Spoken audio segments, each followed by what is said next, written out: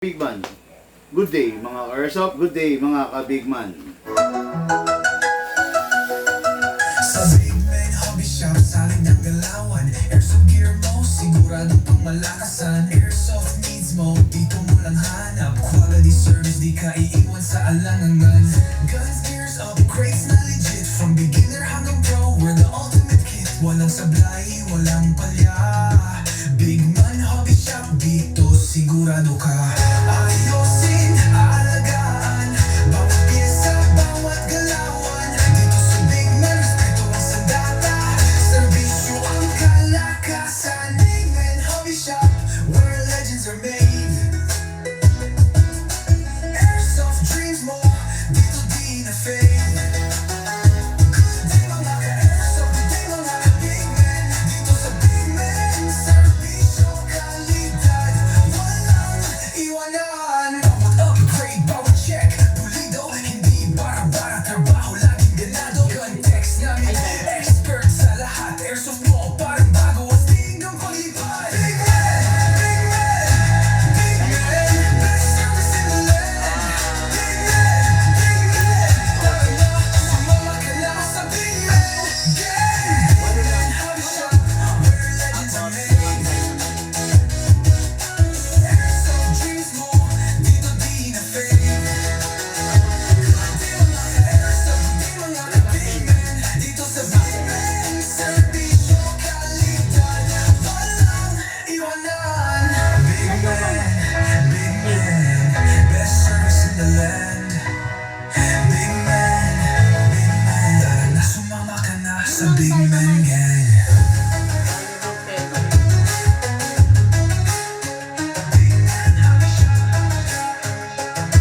Game strong, service stronger.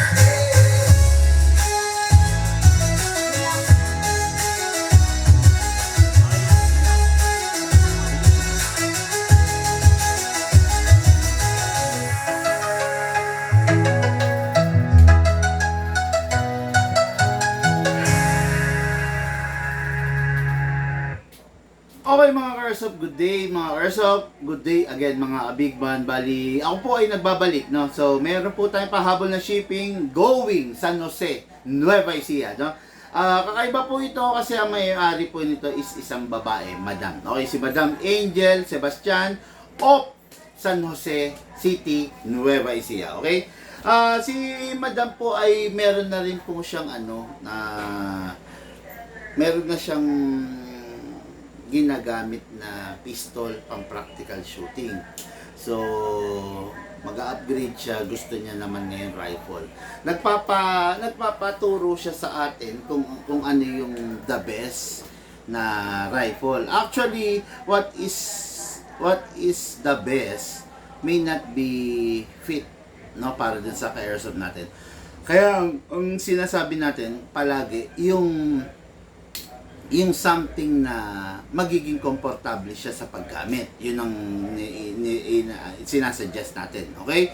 Kasi we all know na hindi lahat na nag-airsoft is alam na yung bibili nila. No? Mostly of the ka-airsoft, hindi pa nila talaga totally alam yung bibili nila. No?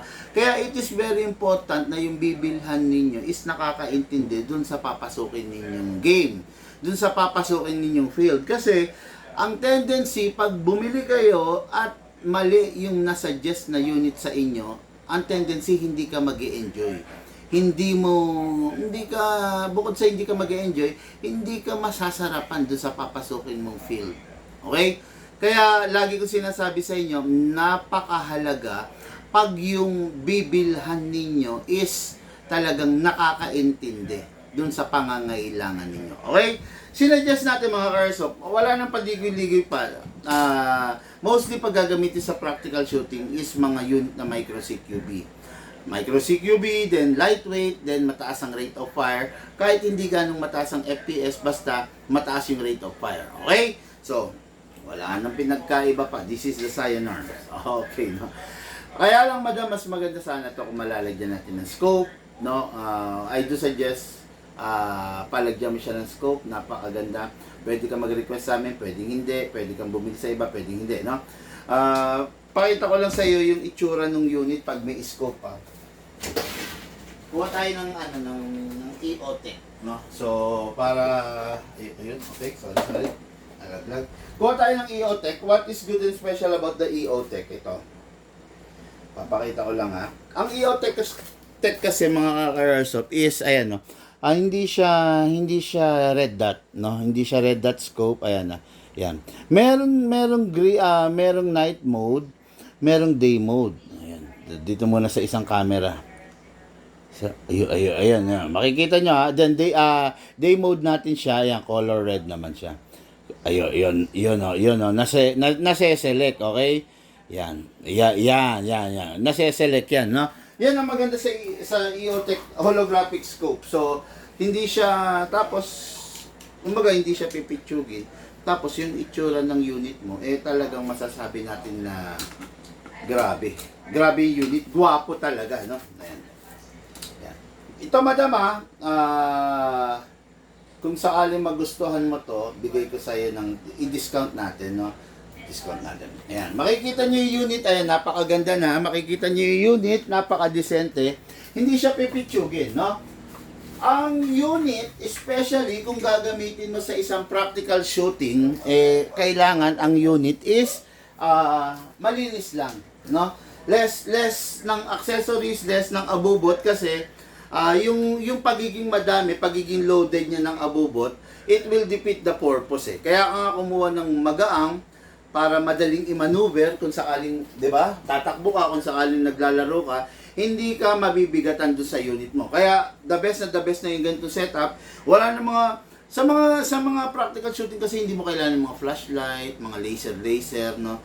So, ang kailangan mo lang talaga the scope itself and the unit, no? It's just you and the unit. Wala kang maraming features na kailangan pagdating sa rifle, pagdating sa practical shooting. Okay, ito yung unit, napakaganda. Full metal unit mula ulo hanggang baba. Ang ganda ng color niya, takaw pansin, no?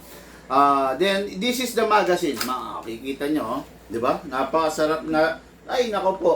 Talaga mag-e-enjoy gamitin yung madam natin dito. Ayan, no? Pitan natin, maluwang. Ayan, no? Di ba? Di ba? Pwede mo ring i-adjust, depende sa'yo. Pak. Di ba? Kumbaga madali talaga siyang i-maneuver. Hindi siya ganun kahirap, okay?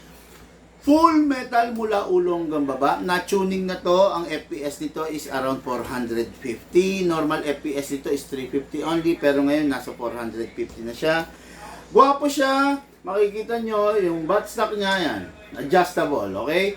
Then, ito isang nagpagwapo rito, the magazine. Kung mapapansin din nyo yung magazine, di ba? Di ba? 9mm, di ba? PCP type, di ba? Yan. What is good and special about this? Mataas ang rate of fire nito. Actually, wala kaming binago dun sa setting niya ng rate of fire. All stock yung rate of fire niya. FPS lang, medyo nagbigat tayo ng gusto. Kasi masyadong mahina yung 350 FPS para sa isang rifle. So, most probably, FPS nito is between 430 to 450, ganun, 450. Naglalaro between those digits, okay? So, itong magazine na to is hindi siya boost type at hindi siya ammo type. Spring type magazine, kailangan mo ng reloader para malagyan mo. Okay? Maximum rounds na pwede mong ilagay rito is 150 rounds. Okay, 150 pero hindi na natin masyadong pupunuin mga airsoft, no? So, walang kinakamot. Good to go agad to, okay? Ngayon, battery upgraded ang bibigay natin. Makikita nyo naman, lipoly. Kasi, bakit upgraded ang bibigay natin? Bakit hindi ordinary? It is because upgraded na po kasi to. Okay? Mabibitin yung airsoft natin pag hindi natin nilagyan ng upgraded battery. Ngayon, lagay natin to. Yan. Okay. Battery. Ang rules sa battery, bawal ma-drain, bawal ma-overcharge at bawal ding mag-init. Okay? Iwasan lang po natin yung mga tatlong bagay na yon para yung unit natin maprotektahan natin. Okay, yan, pasok lang natin, then secure all the wire, balik natin yung buttstock.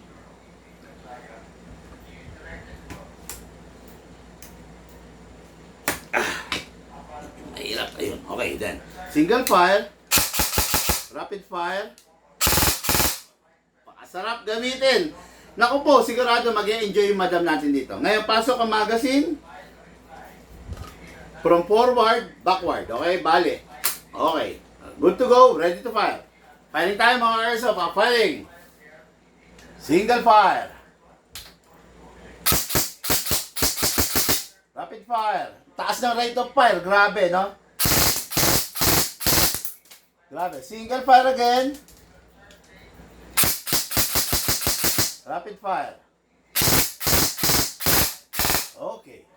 That's it. Minamadali ko kasi mga ka-airsoft, pipick up ito ng lalamove, no?